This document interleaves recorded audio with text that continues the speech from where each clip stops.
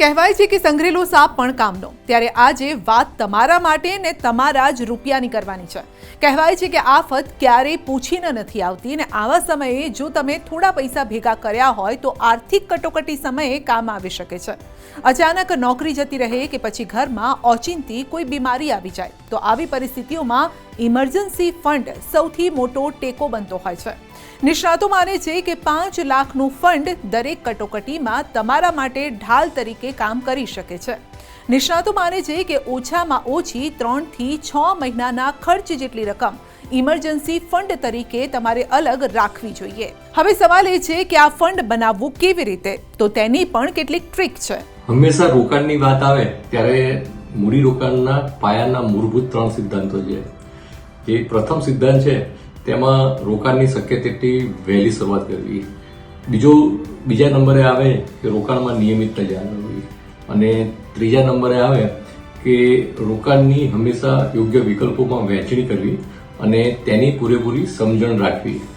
તો જ્યારે તમે રોકાણના વિવિધ વિકલ્પોમાં તેની વહેંચણી કરતા હોય ત્યારે સૌ પ્રથમ જરૂરિયાત જે છે તે એ રાખવાની કે તમારે ઇમરજન્સી ફંડ છે તેને ખૂબ સારી રીતે રાખવું જોઈએ અને પ્રથમ ઇમરજન્સી ફંડથી જ રોકાણની શરૂઆત કરવી જોઈએ। અલગ બેંક ખાતું ખોલો। આ ફંડની શરૂઆત તમે અલગ બચત ખાતાથી કરી શકો છો।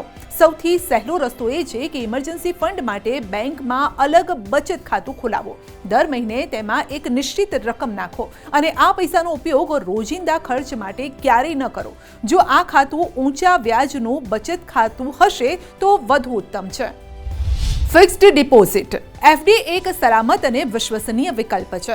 તમે બહુવિધ ટૂંકા ગાળાની એફડી એટલે કે 6 કે 1 વર્ષની એફડીમાં રોકાણ કરી શકો છો, જેથી જરૂર પડે દર થોડા મહિને પૈસા તમારી પાસે હોય અને તે બચત ખાતા કરતાં વધુ વ્યાજ પણ આપે છે। 1 વર્ષની એફડી પર તમને સૌથી વધુ વ્યાજ ક્યાં મળશે તે તપાસીને પ્લાનિંગ કરો। જોખમ ટાળો। યાદ રાખો, ઇમરજન્સી ફંડનો હેતુ પૈસાને સુરક્ષિત અને પ્રવાહી રાખવાનો છે। તેને શેર બજાર અથવા તો ઉચ્ચ જોખમવાળી યોજનાઓમાં રોકાણ કરવાનું નથી। આ પૈસાને જોખમી રોકાણોથી હંમેશા દૂર રાખવું જોઈએ। ધીમી પણ નિયમિત બચત। 5 લાખનો લક્ષ્યાંક મોટો લાગે છે, પરંતુ નિયમિત બચત તેને સરળ બનાવે છે। જો તમે દર મહિને 10,000 બચાવો છો તો આ ભંડોળ 4 વર્ષમાં બનાવી શકાય છે। કટોકટીના સમયમાં આ જ ઇમરજન્સી ફંડ તમારા અને તમારા પરિવાર માટે ઢાલ બનશે। તમે બચત ખાતા, એફડી અને લિક્વિડ મ્યુચ્યુઅલ ફંડને જોડીને આ રક્ષણાત્મક કવચને મજબૂત બનાવી શકો છો। ઇમરજન્સી ફંડને તમે મેન્ટેન કરો અને ત્યાર પછી કોઈ નાની મોટી જરૂરિયાત ઊભી થાય તો પણ બને ત્યાં સુધી તેને ટચ ન કરવું જોઈએ અને 6 મહિનાથી લઈ અને 1 વર્ષ સુધી એનું જે ઇમરજન્સી ફંડ હોય તેને લાઈફમાં હંમેશા મેન્ટેન કરવું જોઈએ। ફક્ત ધ્યાનમાં રાખો કે તેનો ઉપયોગ ફક્ત ઇમરજન્સી સમયે જ કરવો, ફાલતુ ખર્ચ માટે નહીં।